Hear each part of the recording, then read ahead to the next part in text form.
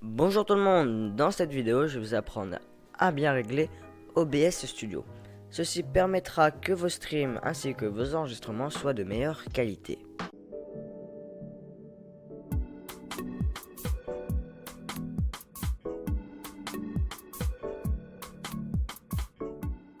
Donc vous allez venir dans la partie paramètres juste ici, vous cliquez dans où il y a marqué thème, vous allez mettre en dark, ceci permettra à vos yeux d'avoir moins de problèmes. Dans la partie flux, vous allez venir cliquer sur service et choisir votre périphérique de streaming, donc Twitch, YouTube et Docs, Beam.pro, Dailymotion, Live Coding TV, Facebook Live ou encore Restream.io. Donc vous choisissez puis vous allez venir mettre votre clé de flux.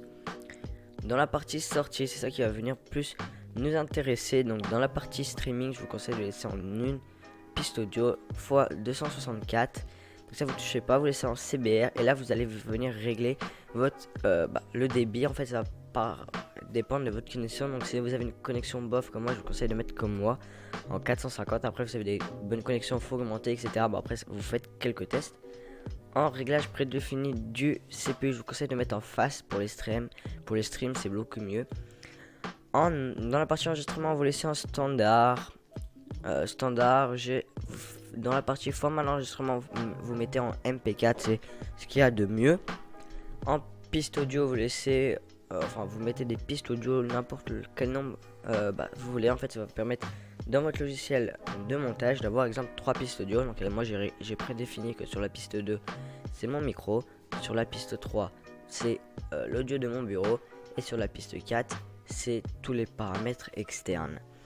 Donc en encodeur vous allez mettre en x264, vous laissez en 1920 x 1080 CBR 12000, vous laissez en débit et là vous touchez pas, vous venez juste mettre le CPU en very fast. Audio maintenant juste ici vous mettez en 160, 320, 320 et 320. Dans la partie audio vous mettez votre fréquence d'échantillonnage au maximum, donc en 48 Hz pour ma part.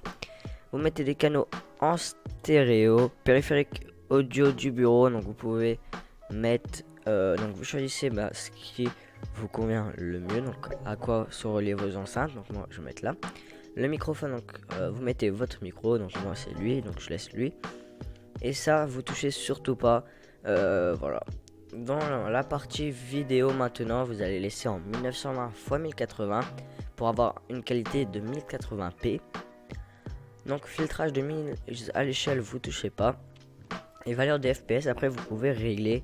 Tout dépend de votre connexion, de votre CPU, etc. Moi je vous conseille de mettre à 29, 97 ou 30 fps, c'est assez bien, c'est plutôt flux, donc ça fait 30 images par seconde, donc c'est plutôt pas mal, sachant que l'œil visuel, quand une personne regarde, on peut voir que jusqu'à 24 fps maximum, donc là c'est plutôt pas mal.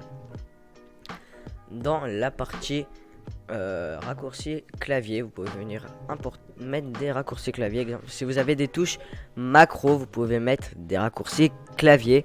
Exemple, pour commencer votre streaming, vous mettez 1 et pour arrêter 2. Voilà, dès que vous allez appuyer sur 1 sur le clavier, le streaming va se lancer, etc.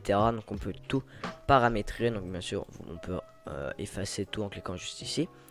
Dans avancer, vous allez venir toucher à rien. Comme c'est surtout pas, parce que sinon OBS ne sera plus pré-réglé comme il faut. Donc en fait, pourquoi il faut mettre plusieurs pistes? Donc vous allez cliquer juste ici sur le petit engrenage et vous allez choisir le nombre de pistes. Exemple, audio du bureau, vous mettez en piste 2, donc vous supprimez la piste 2 là. En micro, la piste 3, donc on supprime là. Et la 4, on n'en met pas, comme ça dans votre logiciel de montage vous allez avoir que 2 pistes, la piste audio du bureau ou la piste micro, ce qui permettra lorsque vous faites des montages, exemple vous faites un gameplay, le son du gameplay est trop fort, vous pouvez le baisser grâce à votre logiciel de montage. En tout cas je vous remercie du visionnage et puis n'hésitez pas à lâcher le petit like. Moi je vous dis à la prochaine, salut.